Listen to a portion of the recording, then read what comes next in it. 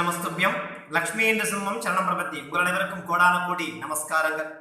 இன்றைய தினம் திருப்பேர் நகர் கோவிலடி அப்பக்குடத்தான் திருக்கோவிலை பற்றி பார்க்க இருக்கும். இக்கோவில் 108 வைணவ திவ்ய தேசத்தில் ஒன்றாகவும் சோழ நாட்டு திருப்பதி வரிசைகளில் 6வது கோவிலாகவும் இக்கோவில் திகழ்கிறது. தஞ்சாவூர் மாவட்டத்தில் அமைந்துள்ளது. திரு அன்பில் என்கிற திவ்ய தேசத்திற்கு அருகாமையில் அமைய பெற்றிருக்கிறது. காவிரி கரை ஓரமாக அமைய பெற்றிருக்கக்கூடிய உன்னதமான கோவில். 4 ஆழ்வார்களால் மங்களாசாசனம் என்று சொல்லக்கூடிய பாடல் பெற்ற ஸ்தலம் இத்தலம். மேலும் சோழர் காலத்து கல்வெட்டுகள் இங்கு காணப்படுகிறது. கரிகால சோழனால் இக்கோவில் கட்டப்பட்டுள்ளது என்று கல்வெட்டுகள் அங்கு காணப்படுகிறது. இங்கு திருப்பேர் நகர் என்று அழைக்கப்படுகிறது. என்ன பெயர் காரணம்? பேர் என்றால் ஆழ்வார்கள் என்று பொருள். அதாவது ஆழ்வார்கள் நெஞ்சை விட்டு ஒரு பொழுதும் நகராத பெருமாள் நகரான். ஆழ்வார்கள் நெஞ்சை விட்டு நகரான். ஆகவே தான் இத்தலம் திருப்பேர் நகர் என்று அழைக்கப்படுகிறது. கோவிலடி, கோவில் என்றால் ஸ்ரீரங்கம். ஸ்ரீரங்கத்தை ஒட்டி தழுவி சிறிது தூரத்தில் அமைய பெற்றிருக்கக்கூடிய இடம் இவ்விடம். ஆகவே கோவிலடி என்று அழைக்கப்படுகிறது. அப்பக்குடத்தான், அப்பம் என்கிற ஒரு தின்பண்டம் இருக்கிறது. அந்த அப்பம் நிறைந்த குடத்தை தனது வலது கரங்களால் அன்பாக அணைத்தவாறு சயன கோலத்தில் பெருமாள் இங்கு அழகாக காட்சி தருகிறார். ஆகவே அப்பக்குடத்தான் என்று அழைக்கப்படுகிறது. இதுதான் இத்தலத்தினுடைய பெயர் காரணமாக திகழ்கிறது. இங்கு அப்பக்குடத்தான் என்று சொல்லக்கூடிய திருநாமத்துடன் சுவாமி சயன கோலத்தில் மூலவராக இங்கு அழகாக காட்சி தருகிறார். உற்சவர் அப்பால ரங்கநாதர் என்ற திருநாமத்துடன் அழகாக காணப்படுகிறார். தாயார் கமலவல்லி தாயார் என்று சொல்லக்கூடிய தாயார் இங்கு அழகாக காட்சி தருகிறார். விமானம் இந்திர விமானம். தீர்த்தம் இந்திர தீர்த்தம். திருமழிசையாழ்வார், திருமங்கையாழ்வார், பெரியாழ்வார், நம்மாழ்வாரால் மங்களாசாசனம் என்று சொல்லக்கூடிய பாடல் பெற்ற ஸ்தலம் இத்தலம். திருப்பேர் நகர் கோவிலடி அப்பக்குடத்தான் திருக்கோயில். ஸ்தல வரலாறு என்னவென்று பார்க்கலாம். சுவாமி இங்கு சயன கோலத்தில் வீற்றிருக்கும் பொழுது ஒரு கைகளால் அப்பம் நிறைந்த குடத்தை அன்பாக பற்றியவாறும் அணைத்தவாறும், மற்றொரு கையை இடது கையை மேலே தூக்கி தனது கட்டை விரலாலும் நடுவிரலாலும் 2 கைகளை அழுத்தியவாறு சயன குலத்தில் அழகாக காட்சி தருகிறார். ஏன் அவ்வாறு காட்சி தருகிறார்? 2 விதமான சரித்திரங்கள் இங்கு சொல்லப்படுகிறது. என்ன சரித்திரம் என்று பார்க்கலாம். அப்பக்குடத்துக்கும் சுவாமிக்கும் என்ன சம்பந்தம்? ஏன் இங்கு சுவாமி அப்பக்குடத்தை கட்டியவாறு சயன குலத்தில் காட்சி தருகிறார் என்று பார்க்கலாம். உபமன்யு என்றொரு மகாராஜா வாழ்ந்து வந்தார். அவனுக்கு துர்வாச முனிவரால் ஒரு சாபம் ஏற்படுகிறது. துர்வாச முனிவருக்கு சாபம் தருவதே வேலையாக திகழ்கிறது. ஏன் அவ்வாறு அவர் சாபம் தருகிறார் என்று பார்த்தால், துர்வாச முனிவர் சாபம் கொடுத்தால் அவருக்கு தபம் வளர்ந்து கொண்டே போகும். அதாவது தபோபலம் வளர்ந்து கொண்டே போகும். மற்ற முனிவர்கள் யாருக்காவது சாபம் தந்தால் அவரது தவம் என்பது நாளுக்கு நாள் குறைந்து கொண்டே போகும். ஆனால் துர்வாச முனிவருக்கு அப்படி அல்ல. யாருக்காவது அவர் சாபம் தந்தால் அவரது தவம் வலிமை வளர்ந்து கொண்டே போகும் என்ற வரத்தை அவர் வாங்கி வைத்திருக்கிறார். அந்த ரீதியில் இந்த உபமன்யு மகாராஜாவிற்கு ஒரு சாபம் தருகிறார்.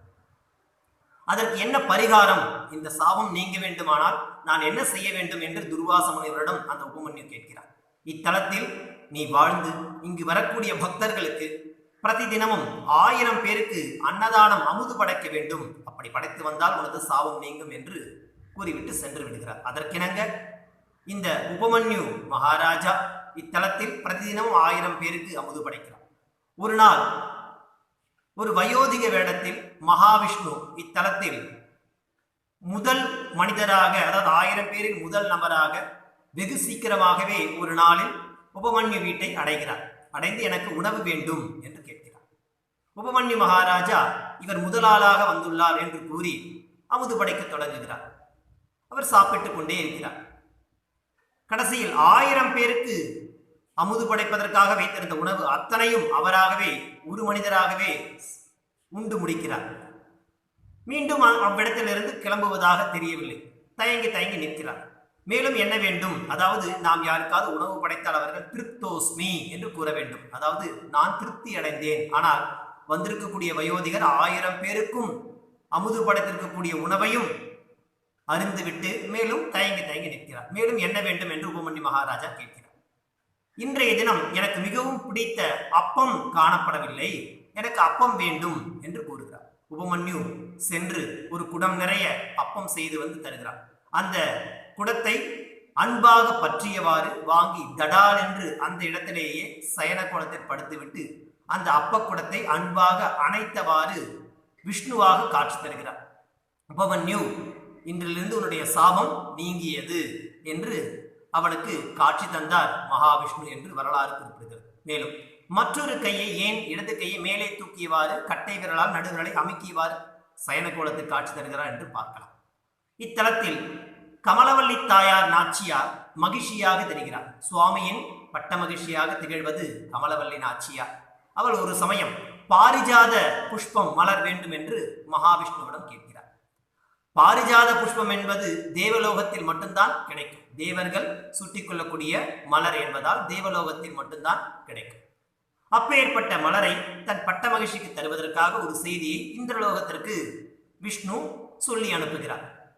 இதை கேட்ட இந்திரன் பூலோகவாசிகளுக்கு பாரிஜாத புஷ்பம் தர முடியாது என்று கூறிவிடுகிறார். மறுப்பதோடு மட்டும் இல்லாமல் தனது வஜ்ராயுதத்தையும் கோபத்துடன் அனுப்பி வைக்கிறார். அந்த வஜ்ராயுதத்தை விஷ்ணு தனது இடது கைகளால் கட்டை விரலுக்கும் நடுவிரலுக்கும் நடுவே அழுத்தியவாறு, அதாவது அந்த வஜ்ராயுதத்தை வலுவிழக்க செய்து விடுகிறார். அத்துடன் இந்திரனுடைய கர்வத்தையும் போக்கியதாகவும் இவ்வரலாறு தனது இடது கையால் வஜ்ராயுதத்தை அமுக்கியவாறு அழகாக சுவாமி இங்கு காட்சி தருகிறார். அப்பேற்பட்ட ஸ்தல வரலாறுகள் இங்கு கூறப்படுகிறது. அந்த பெருமாள் உற்சவர் அப்பால ரங்கநாதர் என்று அழைக்கப்படுகிறார். அதாவது பஞ்சரங்க கஷேத்திரங்கள் என்ற வரிசையில் ஆதி ரங்கநாதர் மைசூரில் காணப்படுகிறார். அவரை தொடங்கி மத்தியில் இருக்கக்கூடிய ஸ்ரீரங்கநாதர், மேலும் கடைசியாக அப்பால ரங்கநாதர் என்று சொல்லக்கூடிய ரங்கநாதர் வரிசையில் இவரும் ஒருவராக காட்சி தருகிறார்.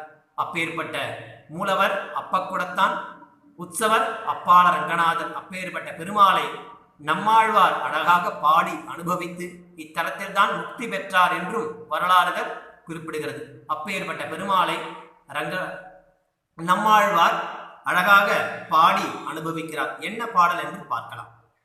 பேரே உரைகின்ற பிரான் இன்று வந்து பேரேன் என்று என் நெஞ்சு நிறைய புகுந்தான், காரேள் கடலேள் மலையேள் உலகுண்டும் ஆறா வயிற்றானை அடங்க பிடித்தேனே. இங்கு இருக்கக்கூடிய வீற்றிருக்கக்கூடிய பெருமாளை நான் பிடித்து கொண்டேனே என்று பாடுகிறார். மேலும் அவ்வாறு பெருமாளை பிடித்து கொண்டால் நமக்கு என்ன பலன் கிடைக்கும் என்றும் அந்த ஆழ்வார் பாடி கொடுத்திருக்கிறார்.